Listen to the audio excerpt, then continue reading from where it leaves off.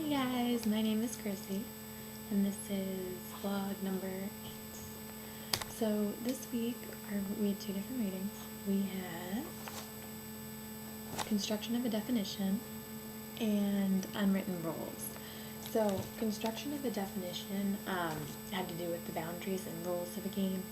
So it basically was working on explaining how the rules impact your decisions in a game.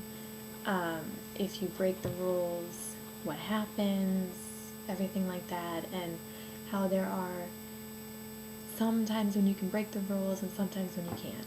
So the examples that they used were the race car driver, and in this, as the driver was racing, a child walked out into the racetracks, and he had the option of running over the child and finishing the race, or running off the course, where he would become disqualified from the race.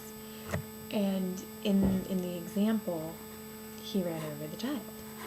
So, he ran over the little child to not be disqualified, and that was his choice.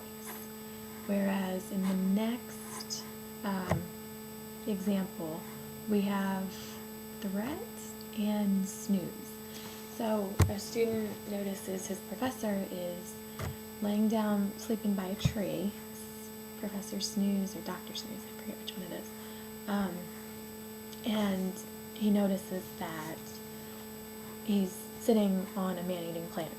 So the student, there's a sign that says keep off the grass. So the student has to decide whether he's going to break the rules and save his teacher, or if he's going to find another means so he can abide by the rules but still try to save the teacher at the same time by finding a stick or something like that and trying to poke him to wake him up so that he wouldn't necessarily break the rules, but he would still find that means to save, find that end and find it in a better way. So he decides to run across the grass and save his professor, because he knows that if he were to take the time to go find, something to poke his teacher with, it would be too late. So he wouldn't necessarily win this game. And that was the whole point, that saving the professor was essentially the end to the game. So he runs across the grass and saves his life, and then he's weighing the consequences of breaking the game, breaking the rules of the game, as opposed to getting to the end and finishing the game, ultimately getting the important part of the game. So then they change to a different scenario, given, Professor Threat comes along, and he has the intent of killing Professor Snooze. So then, now all of a sudden the student has a pistol. He has the option of killing Professor Threat in order to save Professor Snooze, or find a less threatening way of, I guess a better moral way of stopping Dr. Threat from killing Dr. Snooze or Professor, I forget which one it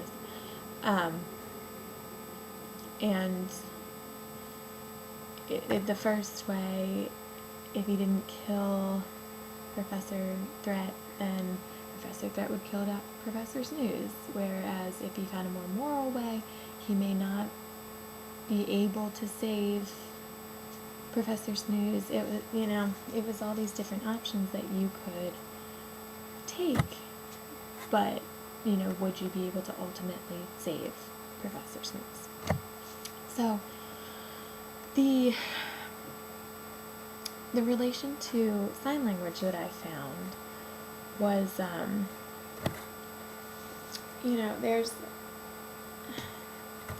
there's boundaries and rules to learning sign language. So a sign language student would ultimately want to learn the different signs in order to be able to understand the language and be able to, form sentences. So the idea of following the rules, essentially, you're going to learn, and you're going to, figure out how to take the signs that you learn and, create sentences and be able to sign them and use gestures and expressions, stuff like that. Whereas there are times, and I know I'm guilty of it as well, where you'll see a teacher, sign a sentence, and you'll think, oh, okay, like I'll just copy that sentence, and it's more of copying than actually like forming the sentence yourself. So it's a way of kind of cheating. But you're not really wrong in what you're doing, but you're not really, you're getting your ultimate goal, which is to be able to form the sentence, but you're doing it in a way that's not beneficial to you. You're essentially just copying and spitting it back out.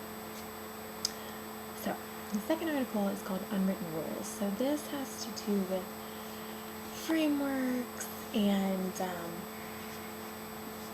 all different aspects of playing a game. You can have the formal setting, you can have the informal setting, and it talks about sportsmanship, and the example is a tennis player, or, a guy that does tennis for fun. And he and his friends will make a prearranged time and go out.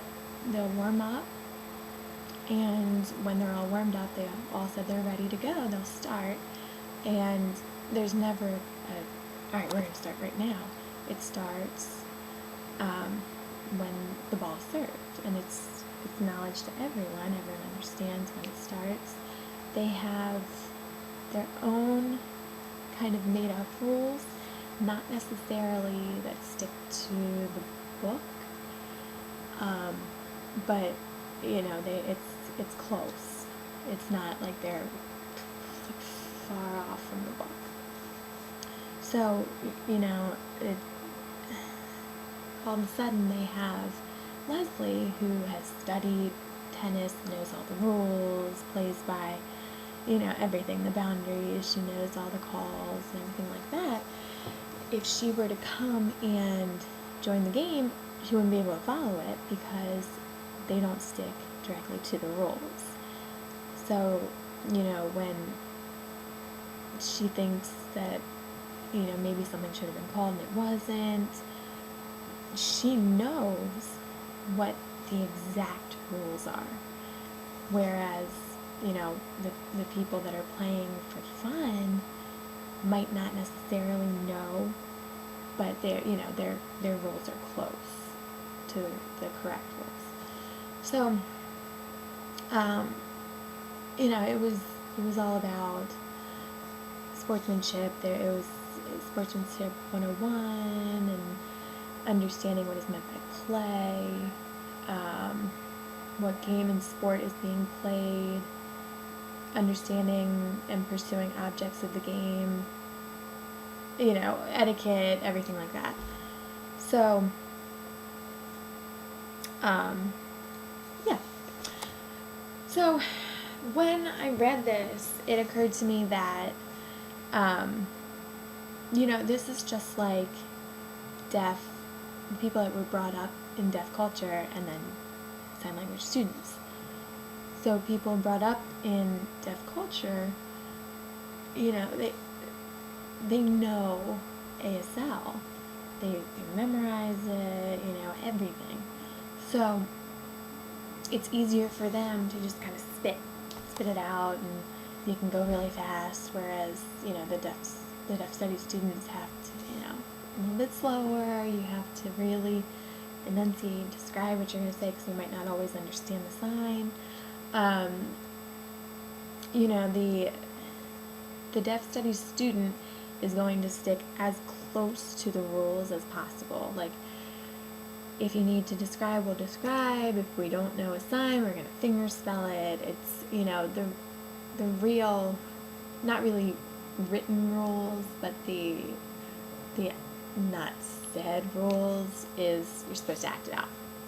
And everything is about gestures, facial expressions, and, everything like that.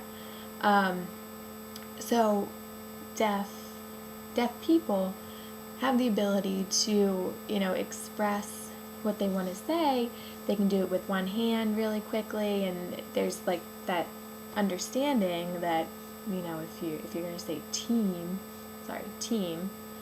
there's going to be the other hand there, team. Little stuff like that. Whereas the deaf studies student needs to see both hands. It's not easy for us to understand when you're like signing away with one hand and we don't have visual understanding that it's hard to understand when you're just signing with one hand and going off. There are some signs that can be done with only one hand, but it's hard to grasp that concept. So, that's how I felt it was most relevant. Deaf students are more like Leslie, who, study the rules, study the culture, sign language, everything like that, whereas, deaf people are more like the tennis players that are just out there having fun. They're doing their own thing. They're signing with one hand. They're playing tennis, like the people are playing tennis just for fun. It's a different, concept. So that's it. I will see you next week.